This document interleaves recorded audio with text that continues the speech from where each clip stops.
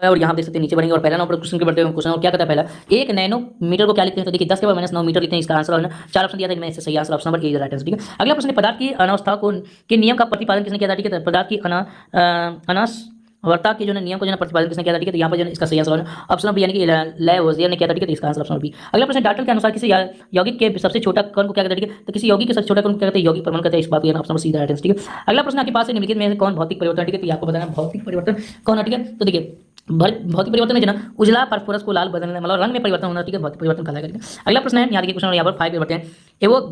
Avogadro स्थिरांक होता है। ठीक है, तो एवोगाड्रो स्थिरांक होता है तो कितना होता है ये आपसे बता रहा है। ठीक है, तो इसका आंसर फटाफट जल्दी से बताइए। 5 का सही आंसर ऑप्शन सी होगा, 6.022 गुने 10 के पावर 23 अनुमोल माइनस 1। ठीक है, आगे बढ़ते हैं क्वेश्चन 6 के बढ़ते हैं। 6 में क्वेश्चन क्या कहता है समझते हैं। ठीक है, तो क्वेश्चन 6 है, 1.8 ग्राम जल में अणुओं की कुल संख्या कितनी होती है? ठीक है, ये को बताना है। तो 6 का सही आंसर आपको बताइए जैसे वही, तो 6 का सही आंसर ऑप्शन नंबर ए होगा, यानी कि 6.002 गुने 10 के पावर 22। ठीक है, अगला प्रश्न क्वेश्चन 7 पढ़ते हैं। 7 प्रश्न निम्नलिखित में से किसी गैस का वाष्पन घनत्व 22 है तो इनका अनुभार होगा। ठीक है, कितना होगा ये आपको बताना है। 7 का सही आंसर ऑप्शन यानी कि 44 होगा, सी होगा आंसर ऑप्शन नंबर सी। ठीक है, अगला प्रश्न, धातु के ऑक्साइड में 60% धातु तो इनका समतुल्य भार होगा। ठीक है, कितना है? तो 8 का सही आंसर ऑप्शन नंबर ए यानी कि 12 हो जाए। ठीक है, आगे बढ़ते हैं, यहाँ पर 9 के बढ़ते हैं। 9 में H2SO4 के 1 मोल में कितने परमाणु होता है? ठीक है, तो 9 का सही आंसर आपको बताना है। 9 का सही आंसर ऑप्शन नंबर सी हो यानी कि कितना? 6.6 गुने 6.02 गुने 10 के पावर 23 होगा। ठीक है, अगला प्रश्न, निम्नलिखित में किसका मात्रक न्यूनतम होता है? तो कम से कम किसका मात्रक होता है? तो 10 का आपको बताना है। 10 का मैंने यहाँ पर छोड़ दिया क्योंकि आप 30 प्रश्नों में से आपको 25 का ही जवाब देना, इसलिए जो ना मैं यहाँ पर 10वां प्रश्न छोड़ दिया। ठीक है बाबू, चलिए आगे बढ़ते हैं। 1 ग्राम सी मतलब होता है कैल्शियम ऑक्सीजन के साथ जो है अभिक्रिया कर जो है कितना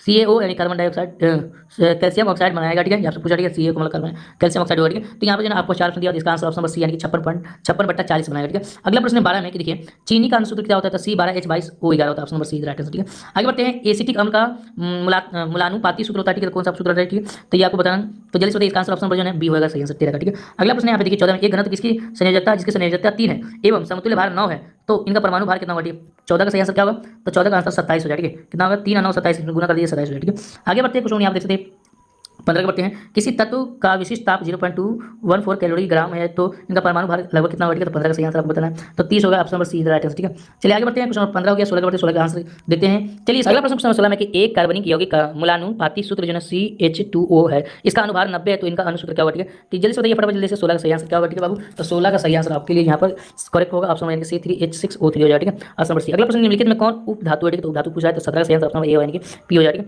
आगे बढ़ते हैं। अगला प्रश्न, निम्नलिखित में कौन यौगिक नहीं है? तो इसका आंसर आपको बताना। 18 का सही आंसर आपको क्या होगा? तो ओजोन हो जाए। ठीक है, आगे बढ़ते हैं। पीतल है तो पीतल क्या है? तो आपको बताना है।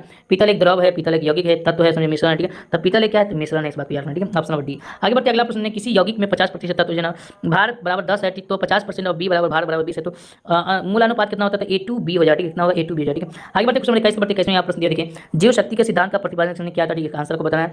तो 21 का सही आंसर ऑप्शन यानी कि ए हो, यानी कि क्या होगा? तो बार्जिलियस ने किया था, ऑप्शन नंबर ए। ठीक है, अगला प्रश्न, कार्बनिक यौगिक की संख्या बहुत अधिक, इसका कारण क्या है? ठीक है, तो इसका आंसर जो है 22 का सही आंसर ऑप्शन नंबर सी होगा। ठीक है, कार्बन में श्रृंखला बनाने की क्षमता। निम्नलिखित में कौन कथन सत्य नहीं है? ठीक है, तो यहाँ पर कुछ पूछ रहा है कौन कथन सत्य नहीं है, तो इसका आंसर जो है 23 का क्या होगा? 23 का क्या होगा जी? कौन कथन सत्य नहीं है? ठीक है, तो इसका आंसर जो है हमारे सबसे कार्बन टर्सियर कार्बन परमाणु 3 कार्बन, ये ऑप्शन नंबर सी होगा, नहीं तो ये होगा। ठीक है, जो भी आपका आंसर है आप लगा सकते हैं। ठीक है, आगे बढ़ते क्वेश्चन 24 बढ़ते 24 में आप प्रश्न दिए दिया हुआ है, डाइमिथेन मेथिल ईथर का क्रियाशील मूलक कौन सा है? तो 24 का सही आंसर ऑप्शन नंबर सी होगा, यानी कि क्या होगा? ऑप्शन नंबर सी, यानी कि देख सकते हैं यहाँ पर डबल बाउंड में लगा हुआ। ठीक है, सी।